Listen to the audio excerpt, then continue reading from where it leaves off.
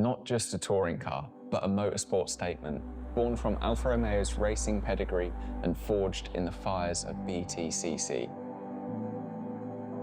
The 155 didn't mark Alfa's debut in motorsport, but it became the car that redefined their role in touring car racing.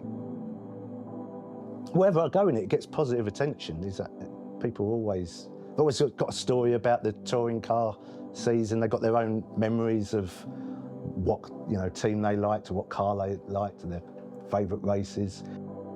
The 90s had a lot more individuality.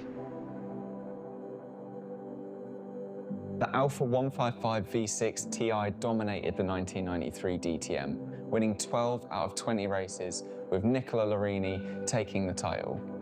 In 1994, Gabriele Tarquini led the 155 TS to 8 wins in the Btcc, securing the crown in Alfa's debut season. But off the track, the road-going versions told their own story. I'm Gero Sicilia, and this is my Alfa Romeo 155 Silverstone. When I saw a 94 car come up for sale and it was a Silverstone, I just had to have it. You're never going to have the real thing, but that's pretty much close as you can get. The 155 dominated in the 94 season. The 94 season was a great season because there was a lot of iconic cars and they all had their own livery. The liveries were iconic as well back then.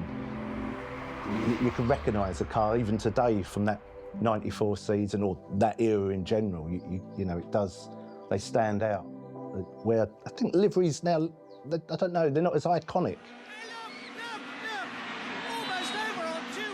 So the 155, when it came out in 1994, had a rear spoiler and front spoiler, which the other touring cars of that year didn't have them. And they raised the rear spoiler, which caused a lot of controversy. And the front spoiler was in a retracted position, but Alfa Romeo sort of had it in the extended position, which caused a lot of upset to the other teams because that's not how it left the showroom. The rear spoiler jacking points, they were in the boot, so they were never actually left the showroom with them on. So then there was a bit of an argument with the Btcc, other teams, and yeah, it kind of was a bit of a loophole. Unmistakably Alfa, the 155 blended boxy 90s design with sharp angles, wide arches, and a signature grille. Pure 1990s attitude with motorsport muscle underneath. A lot of older Alfa people, they didn't like so much the 90s because it all got boxy from having beautiful, spiders and Juliettes and things like that. I love it because it's kind of my era, but I know a lot of the purists weren't that keen at the time. The mechanical feel of the gearbox, the urgency of the turbo spool, and the way it clawed into corners made it a driver's car through and through.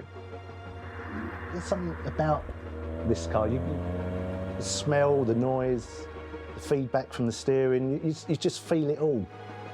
It's not the most powerful car in the world, but it handles really great. That's probably my favourite thing about Alfas is the handling. It goes where you point it. You know where you're going with it. It's got power steering, ABS, but that's it. There's nothing really there.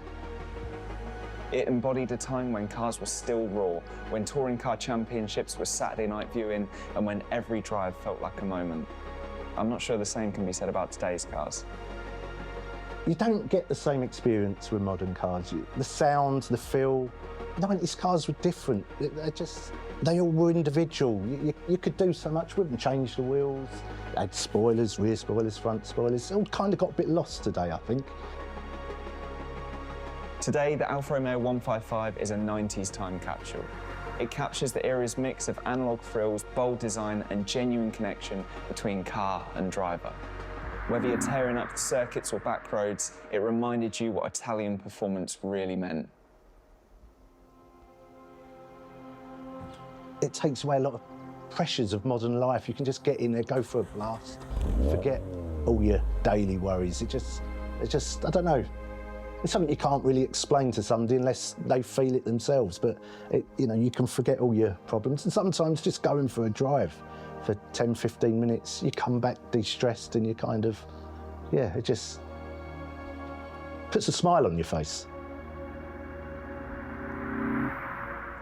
Were you a fan of the Alfa 155, or did one of its rivals on track have your attention? Let me know in the comments below, and thanks for watching Influx. 99% of you aren't subscribed, so if you support our dive into 90s car culture, please hit the subscribe button. And this video was made possible by Adrian Flux Insurance, the UK's largest specialist insurance broker. Head over to adrianflux.co.uk for a quote, especially if you're driving a classic or modified car.